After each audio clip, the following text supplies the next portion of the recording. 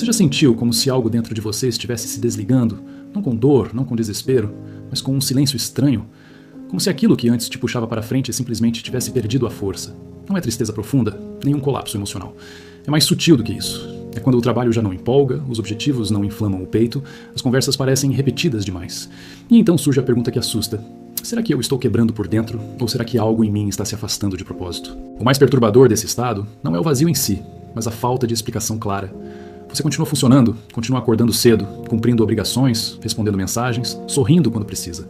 Por fora, nada desmoronou. Por dentro, algo se recolheu. Não houve um momento exato de ruptura. Não houve uma porta batendo. Foi um desligamento lento, quase educado, tão gradual que você chega a duvidar do que está sentindo. Mas quando percebe, já não dá mais para fingir que nada mudou. A sociedade odeia esse tipo de fase. Ela precisa rotular rápido. Vai te chamar de perdido, desmotivado, confuso, em crise. Vai sugerir que você se conserte, que volte a ser produtivo, que reencontre sua antiga versão o quanto antes. Porque para o mundo, perder o interesse é sinônimo de falha. Mas o que quase ninguém te conta é que para Carl Jung, um dos maiores exploradores da psique humana, esse estado não era um colapso. Era um sinal de maturação interna começando a agir. Quando o interesse desaparece, não é porque sua energia acabou. É porque ela se recusou a continuar sendo desperdiçada. Algo dentro de você percebeu que o personagem que você vinha sustentando já cumpriu seu papel. A mente, que não é estática, mas viva, para de alimentar aquilo que deixou de fazer sentido. E a primeira coisa que some não é a alegria, é o envolvimento. Aquilo já não te absorve, já não te chama, já não te prende. E isso assusta, porque você foi ensinado a acreditar que motivação constante é sinal de saúde. Existem fases da vida que, vistas de fora, não parecem crise nenhuma. Você não perde o controle, não desaba emocionalmente, não implode sua rotina. Tudo segue funcionando com uma normalidade quase irritante. Você trabalha, cumpre horários, responde demandas, mantém conversas triviais. Só que algo essencial não acompanha mais esse movimento. É como se você estivesse presente apenas pela metade. Você faz, mas não se sente ali.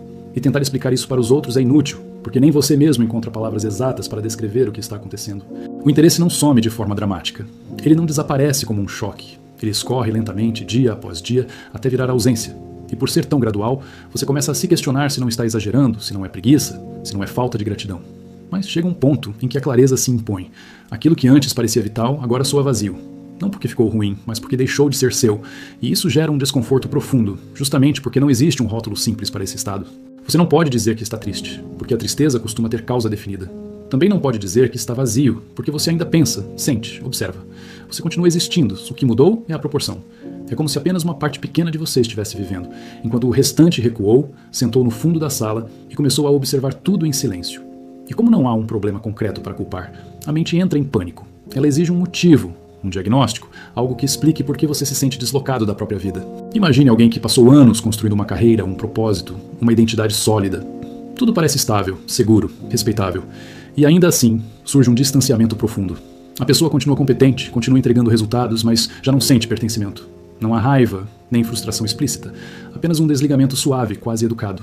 De fora, diriam que é cansaço ou estagnação. Mas, em um nível mais profundo, o que aconteceu foi outra coisa. Aquela estrutura mental concluiu o trabalho dela. A mente humana não é uma máquina fixa. Ela é um processo vivo. A energia psíquica precisa fluir para algum lugar, quando uma ideia de quem você é deixa de servir ao seu crescimento. Essa energia simplesmente para de alimentá-la. E o primeiro sintoma disso não é sofrimento intenso, é desinteresse. Aquilo já não te consome, já não te absorve, já não parece essencial. Não porque você esteja falhando, mas porque algo dentro de você está se reorganizando silenciosamente. O maior equívoco sobre a perda de interesse é a pressa em tratá-la como algo que precisa ser corrigido imediatamente. O mundo moderno não sabe conviver com estados intermediários. Tudo precisa ser resolvido, ajustado, normalizado. Mas Jung enxergava essa fase como uma voz legítima da psique, algo que merecia escuta total, não repressão. Nem todo estado desconfortável é patológico. Alguns são absolutamente necessários para que você amadureça e abandone estruturas internas que já ficaram pequenas demais. Quando você permanece tempo demais dentro de um molde que já não te comporta, a falta de interesse não surge para te destruir, mas para impedir que você continue preso. O problema é que o ambiente ao redor não foi construído para compreender isso. Ele não enxerga nuance, apenas produtividade. Quando você desacelera, o sistema interpreta como ameaça e, por medo, começa a pressionar. É aí que muitas pessoas começam a adoecer de verdade, não por causa do vazio, mas por tentar fugir dele a qualquer custo. O ponto central aqui não é sair correndo para mudar tudo. Não é abandonar trabalho, relações ou responsabilidades impulsivamente. O verdadeiro movimento acontece em outro lugar. É uma mudança na forma como você entende o que está vivendo. Quando você começa a perder o interesse por tudo, isso não significa fracasso. Significa que aquela forma de viver já foi explorada até o limite. Você extraiu tudo o que podia dela. E agora, sua energia vital está se desconectando lentamente dessa identidade antiga. Por trás dessa apatia aparente existe um mecanismo fascinante. Sua energia, essa força invisível que te fazia se envolver, se comprometer e se reconhecer na própria vida, começa a se retirar. Não porque você ficou fraco, mas porque ela não deve lealdade ao personagem que você criou para sobreviver socialmente. Ela é leal apenas à sua totalidade. E quando rotinas, ambições e relações deixam de nutrir essa totalidade, a energia simplesmente para de fluir para lá. Esse distanciamento silencioso não é um capricho da mente, é um movimento profundo da sua força interior. Mesmo que nada tenha desmoronado no mundo externo, algo essencial está sendo desmontado por dentro. Você continua indo aos mesmos lugares, fazendo as mesmas coisas, mas sente que já não está realmente ali. Seu corpo comparece, sua alma não. E é exatamente esse desalinhamento que inicia a fase mais difícil e mais transformadora de todo o processo. Existe uma parte de você que entra em pânico quando essa energia começa a se retirar. Essa parte é o ego. Ele foi treinado a sobreviver de reconhecimento, metas, aplausos e sensação de controle. Quando esse combustível emocional diminui, o ego interpreta o silêncio como ameaça. Para ele, perder o interesse parece sinônimo de enfraquecer, desaparecer, deixar de existir. Mas o que está acontecendo não é perda de força, é mudança de direção. A energia não sumiu, ela apenas parou de sustentar um personagem que já não representa quem você está se tornando. Imagine uma árvore antiga, forte, que por muitas estações direcionou toda a seiva para os mesmos galhos. Durante anos, esses galhos deram frutos, sombra, sustentação. Mas chega um momento em que, se a seiva continuar fluindo apenas para essas partes antigas, a árvore inteira entra em exaustão. A natureza não hesita. Ela seca galhos, interrompe fluxos, força uma redistribuição. Para quem observa de fora, isso parece destruição. Para quem entende a vida, é sobrevivência inteligente. A retirada do interesse funciona exatamente assim. Sua energia vital está sendo retirada de estruturas internas, que já cumpriram sua função. Não para te punir, mas para impedir que você continue gastando sua força em algo que não produz mais crescimento real. Muitas vezes, aquilo que você ignorou em si mesmo, aquilo que foi reprimido por anos para manter uma imagem funcional, retorna agora como esse estado paralisante de desinteresse. Não como castigo, mas como pedido urgente de atenção. O aspecto mais delicado é que esse processo não é consciente. Você não acorda um dia e decide perder o interesse. Isso acontece nos bastidores da psique, antes mesmo de você conseguir formular pensamentos sobre isso. E justamente por não ter controle, o medo se intensifica. Surge o pavor de perder algo valioso. O medo de que, ao soltar aquilo que te definia, não reste nada. Então a mente reage com resistência extrema.